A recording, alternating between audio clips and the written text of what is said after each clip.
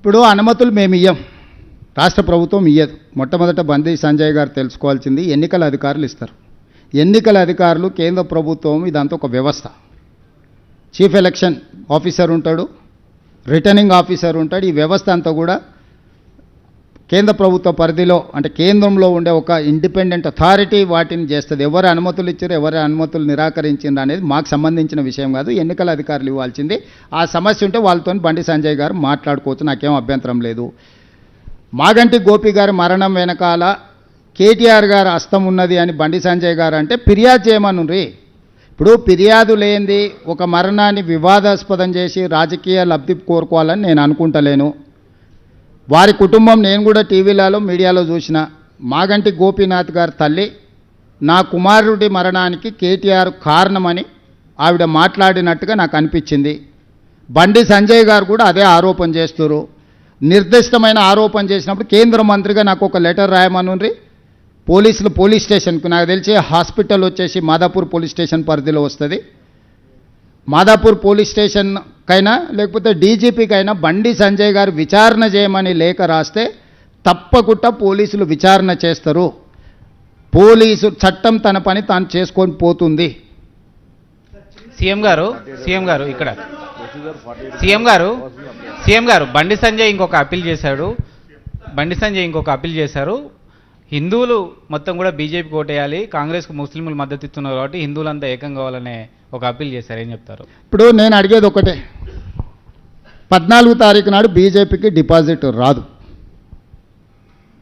మీరు రాసి పెట్టుకోండి. ఇప్పటి వరకు చాలా ఎన్నికల ముందు మనం మాట్లాడుకున్నాం, మీరు అందరు చాలామంది ఇక్కడ సాక్ష్యం. నేను చాలా ఎన్నికలలో మనం విశ్లేషించుకున్నాం, మాట్లాడుకున్నాం. నేను ఈరోజు స్పష్టంగా చెప్తున్నా, ఈ ఎన్నికల్లో భారతీయ జనతా పార్టీకి డిపాజిట్ రాదు. అంటే పూర్తిగా హిందువులు బీజేపీకి వ్యతిరేకంగా ఉన్నారని ఇది రెఫరెండంగా బండి సంజయ్ గారు భావిస్తారా? వాళ్ళ కేంద్ర మంత్రి కిషన్ రెడ్డి గారే గెలవాలని కోరుకుంటలేడా? పాపం బండి సంజయ్ తాపత్రయమేంది? బండి సంజయ్ ధర్మపురి అరవింద్ తాపత్రయపడుతున్నారు ఎట్టైనా బీజేపీకి డిపాజిట్ తెద్దాం, ఏదో ఒకటి చేద్దామని. కిషన్ రెడ్డి గారు బ్యాడ్ బ్రదర్స్ ఇద్దరు ఎవరు గెలవాలనుకుంటారో బండి సంజయ్కి తెలియకపోతే ఇంక నేనేం చేస్తా? కాబట్టి ఇవన్నీ లోతుగా బండి సంజయ్ గారికి కూడా అవగాహన ఉండొచ్చు. ఎందుకంటే కార్యకర్త నుంచి కేంద్ర మంత్రి వరకు వచ్చిందంటే సంజయ్ గారికి తెలియని రాజకీయం ఉంటుంది, దట్టు బీజేపీలో అని నేను అనుకోను. నేను ఈరోజు చెప్తున్నా, రేపటి ఎన్నికల్లో బీఆర్ఎస్ ఓడిపోతుంది, బీజేపీ డిపాజిట్ పోతుంది. బీజేపీ డిపాజిట్ అయినప్పుడు బీజేపీతో హిందువులు లేరు అని రెఫరెండం కింద బండి సంజయ్ గారు భావిస్తే దాని మీద మాట్లాడమన్నారు బండి సంజయ్ గారిని. సో బీజేపీలో బండి సంజయ్, ధర్మపురి అరవింద్, ఈటెల రాజేందర్ లాంటి వాళ్ళందరూ ఒక రకంగా ఉంటే కిషన్ రెడ్డి, కేటీఆర్ వీళ్ళంతా ఇంకొక రకంగా ఉన్నారు.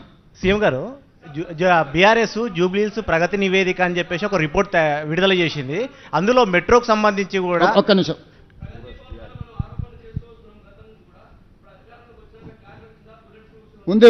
ఉన్నాయి అడిగిన బట్టి గారిని అడిగిన, బాత్రూంలో కూడా బుల్లెట్ ప్రూఫ్ అద్దాలు ఉన్నాయి. బట్టి గారిని నేను అడిగిన, ఇప్పుడు తీస్తే ఇంకెక్కువ ఖర్చు అవుతుందని ఏం చేస్తలే. ఇవే కాదు, ఢిల్లీలో కూడా రాండి, నేను ఉంటున్నా కదా ఢిల్లీలో ఇంట్లో కూడా అన్నిటికీ బుల్లెట్ ప్రూఫ్ అద్దాలు పెట్టించిండు.